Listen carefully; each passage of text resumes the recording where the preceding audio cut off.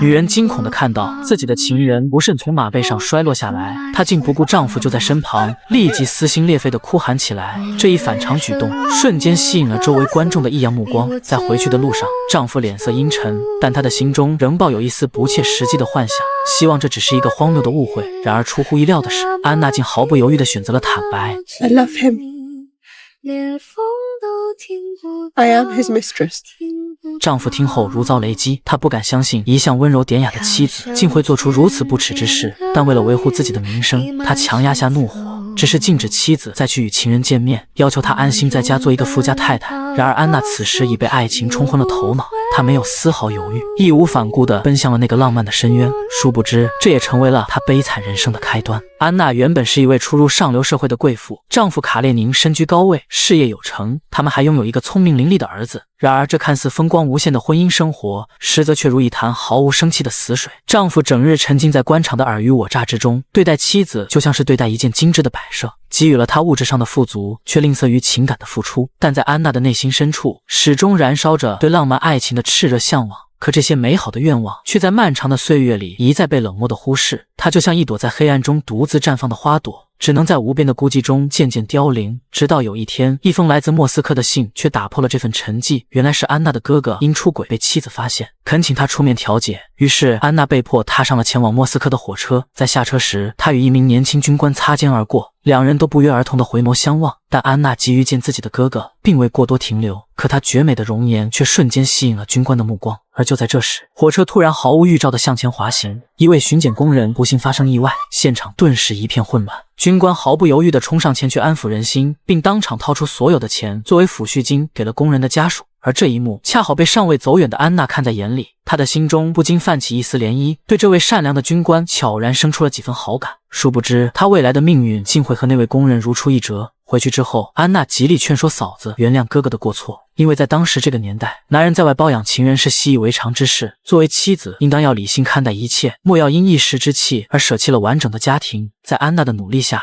嫂子最终选择了妥协，与哥哥重归于好。然而当那位军官再次出现时，安娜心中的理智却开始变得摇摇欲坠。两人目光交汇的刹那，她的心猛地一颤，下意识的慌乱躲避。沃伦那炽热的眼神瞬间点燃了她心底那团压抑已久的爱火。自那之后，安娜的心境再也无法平静。每当沃伦出现时，她总会不由自主地望向对方，尤其是当他主动邀请安娜跳舞，更是成为了他们爱情的催化剂。随着旋律的起伏，他们在舞池中翩翩起舞，眼神交汇间，爱意在空气中弥漫。那一刻，他们仿佛忘记了周围的一切，完全沉浸在彼此的世界里。然而这一幕却深深刺痛了安娜的妹妹，因为沃伦正是她的暗恋对象。安娜洞悉了妹妹的心思，心中满是愧疚，于是她毅然踏上了回程的列车，想要将这段情感纠葛彻底抛之脑后。但沃伦的身影却始终在她脑海中挥之不去。她试图用冰冷刺骨的寒风让自己清醒一些，可回头一望，却见一个身影正朝着自己缓缓走来，那人正是沃伦。 Why are you leaving Moscow?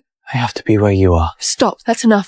面对沃伦的深情告白，安娜毫不犹豫地选择了拒绝。她恳求沃伦回到妹妹的身边，并希望她能忘却与自己相关的一切过往。说完便毅然转身踏上了归途的列车。可没想到的是，沃伦竟一路跟随到了安娜的家乡。在此后的日子里，他仿佛无处不在，总是能巧妙地出现在安娜的视线中，用各种方式吸引着她的注意。起初安娜的内心还尚存着一丝理智与抗拒，然而随着时间的推移，她渐渐习惯了沃伦的陪伴，习惯了那些心照不宣的眼神交汇。她开始沉浸于这种充满禁忌与危险的暧昧氛围，每一次踏入那灯火辉煌的场所，她的目光都会不自觉地在人群中搜寻着沃伦的身影。可当对方的身影未及时出现时，即便是那璀璨夺目的烟花，在她的眼中也顿时失去了原有的绚烂光芒。在经历了一次次失望的煎熬后，沃伦终于再次出现在她身旁，他体贴地为安娜披上外衣，随后做出了最后的告别。 So I'll go to Tashkent.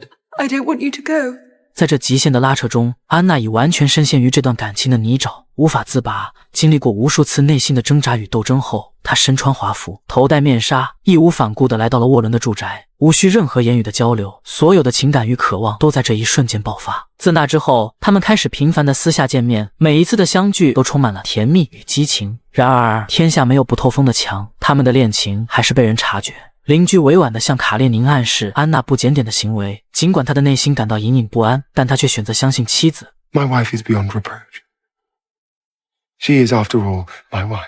或许是深感自己对妻子的陪伴不足，卡列宁破天荒的决定陪他去观看赛马表演。可当沃伦在赛场不慎摔倒时，安娜竟全然不顾丈夫就在身旁，撕心裂肺地哭喊起来。这一反常举动让他们的私情彻底暴露在了光天化日之下。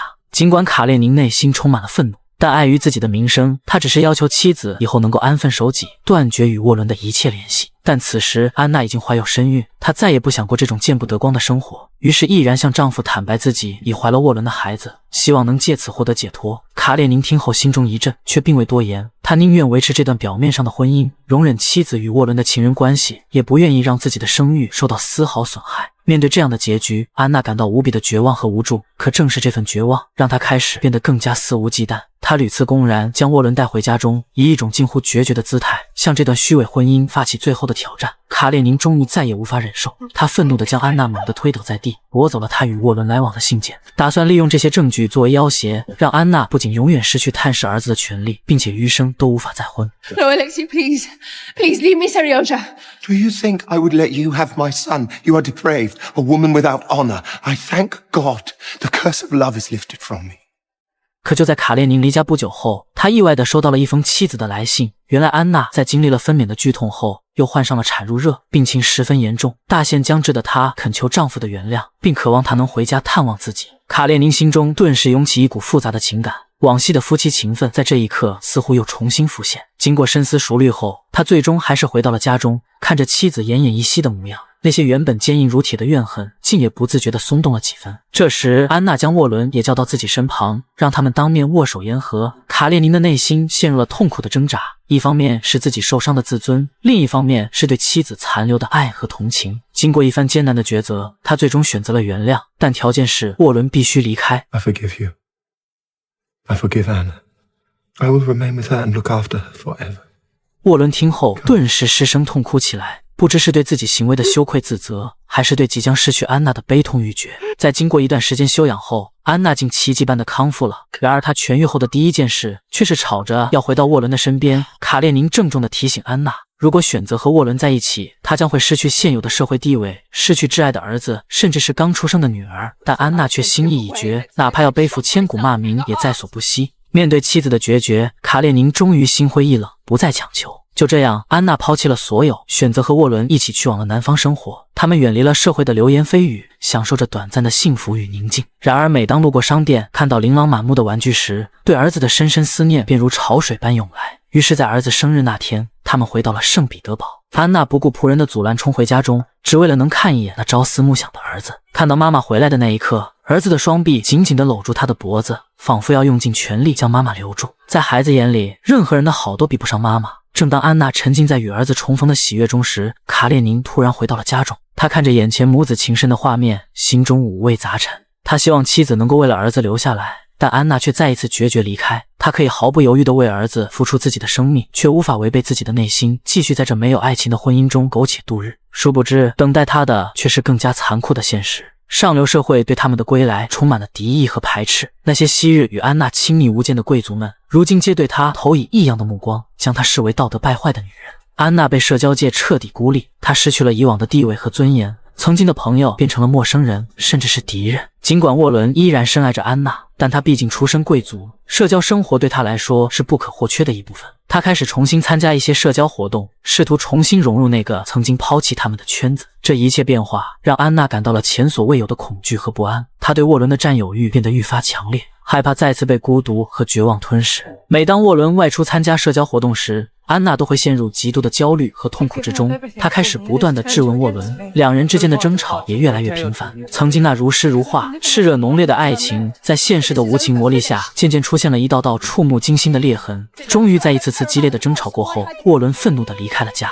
留下安娜独自站在空旷而寂静的房间里。她的眼神空洞而绝望，仿佛是一只迷失在黑暗森林中的困兽。在精神几近崩溃的边缘，安娜做出了一个令人心碎的决定。他换上了一套精美的华服，来到了那承载着往昔回忆的火车站，而这里如今却成了他命运的最终归宿。那曾经让他如痴如狂的爱情，如今已千疮百孔；那给予他温暖和依靠的家庭，早已支离破碎。他宛如一片凋零的落叶，在这狂风呼啸的世间孤独地飘荡，找不到一丝可以栖息的温暖港湾。这时，轰鸣声突然在耳边响起，那仿佛是命运的倒计时。当火车呼啸而来的那一刻，安娜毅然决然地跳下了站台，与这残酷的世界做出了最后的决绝告别，但留下的却是无尽的唏嘘与沉思。正如托尔斯泰所言，幸福的家庭都是相似的，不幸的家庭各有各的不幸。生活在这世间的每一个人都有可能对命运的安排心生抗拒。那些在旁人眼中事业有成、家庭美满的人，看似拥有了一切，然而内心的挣扎与痛苦却只有自己知晓。